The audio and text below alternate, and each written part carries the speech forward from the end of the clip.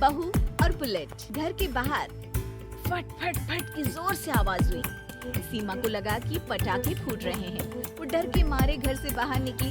देखा तो सामने योगेश यानी कि पतिदेव एक बुलेट बाइक पर बैठे हैं। अरे डर गई क्या? बाइक लेकर आया हूँ तुम्हें घुमाने के लिए। सच में? मुझे लगा पटाखे फूट रहे हैं। अरे पटाखे भी फूटेंगे और मिठाई भी बटेगी। माँ को तो बुलाओ। माँ भी बाहर आ जाती है। अरे योगेश बेटा, इतनी जल्दी आ गया। ये गाड़ी किसकी है? साहब की है?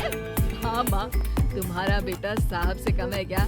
मेरी है। अरे बेटा, इतनी बड़ी गाड़ी ले ली, इससे तो तू घोड़ा ही ले लेता। महंगी पड़ी होगी ना? माँ महंगी सस्ती छोड़ो और मिठाई लाया हूँ, गाँव में बंटवा दो। अरे बंटवा क्यों दो? पीछे बैठो, गाँव में बांट कर आते हैं। सब खुश थे। योगेश गांव के बाहर एक कोयले की खदान में मजदूरी करता था। मेहनत और अकल से उसने वहां ठेकेदारी का काम सीख लिया और सूझबूझ से ठीक ठाक पैसा बनाने लगा। गांव में बात फैल गई कि योगेश के घर धमाका गाड़ी आई है। ऐसी गाड़ी पहले कभी किसी ने गांव में तो देखी नहीं थी। योगेश और माँ गाड़ी से वापस घर आ जाते हैं। बेटा, बाबूजी ऊपर से देख रहे होंगे और आशीर्वाद भी दे रहे होंगे तुझे।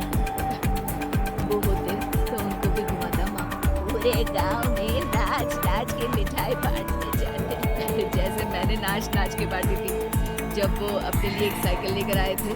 बस बस, बाबूजी तो बात भी सुनाते कि फटफट वाली फटफटी ले आया। सीमा आगे कहती है, अपने लिए तो ये गाड़ी ले आए और मेरे लिए? अरे ये गाड़ी तुम्हारे लिए ही तो है। पक्का मेरे लिए है? अरे पक्का तुम्हारे लिए है। अगली सुबह जब योगेश सो रहा होता है तो उसे बाहर से गाड़ी की आवाज आती है। वो घबरा कर चिल्लाता है, चोर चोर, मेरी गाड़ी ले जा रहा है, चोर चोर। माँ भी जागती है और योगेश के साथ दरवाजे की तरफ भागती है। जैसे ही दोनों बाहर निकलते हैं तो देखते हैं कि सीमा गाड़ी चला रही है। अरे बहू, नाक कटवाओगी क्या? ये क्या कर रही हो? अरे गिर जाओगी, ये क्या कर रही हो तुम? सीमा गाड़ी को रोक कर कहती है, सारे गांव में घुमा लाई, कहीं नहीं गिरी। क्या? सारे गांव में घुमा लाई? अरे लोग क्या कहेंगे बहू? सोचा क्या एक बार? यही कहेंगे कि कितनी अच्छी गाड़ी है। अरे तुम्हारे बारे में। हाँ, कहेंगे ना कि देखो कितनी अच्छी गाड़ी पर बैठी है। बहू गाड़ी रखकर योगेश और सासू माँ के पास जाती है। तुमने कब गाड़ी चलाना सीखा? हमारे बाबूजी के पास पुरानी स्कूटर थी, सीख ली। फिर स्कूल में एक मास्टर जी भी ऐसी ही गाड़ी लेकर आते थे, उन्होंने सिखा दी। हाँ, स्कूल के मास्टर आजकल यही सब तो सिखा रहे हैं। पढ़ाई का कुछ सिखाते तो कुछ भला होता। अरे बहू, अब गाड़ी मत चलाना। हमारे परिवार में कभी किसी औरत ने पीछे से आगे की सीट पे आने की हिम्मत नहीं की है। तुम भी मत करना, समझी? जी समझ गई माँ जी। सीमा सास की बात सुनकर चुपचाप रसोई में जाकर उदास होकर खाना पकाने लगी है। सास सुबह सुबह मंदिर से पूजा करके लौट रही होती है। तभी उसे दो औरतें रोक लेती हैं और कहती हैं, अरे बहू को थोड़े अच्छे लक्षण भी सिखा दो। गाड़ी चलाने निकली थी, गांव की मर्यादा का कोई ख्याल नहीं है। वही तो। अरे पैसे आने लगे हैं तो क्या मतलब कि किसी रीति रिवाज को नहीं मानोगे?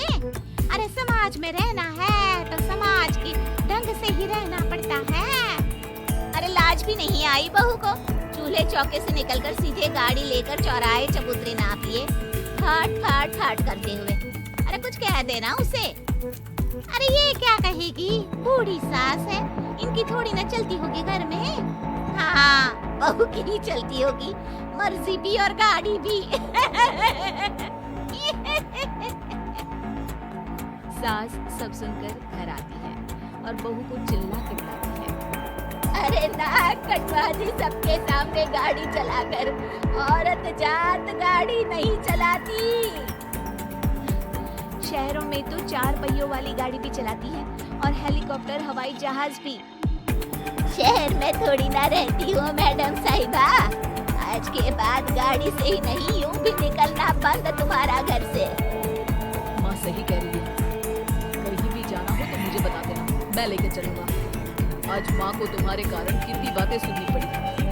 इतना कहते हुए योगेश वहाँ से चला जाता है। बारिश की वजह से कारखाने के रोड पर कीचड़ रहता है, इसीलिए योगेश गाड़ी घर रखकर जाता है और किसी से लिफ्ट लेकर कारखाने पहुँचता है ताकि नई गाड़ी गंदी ना हो।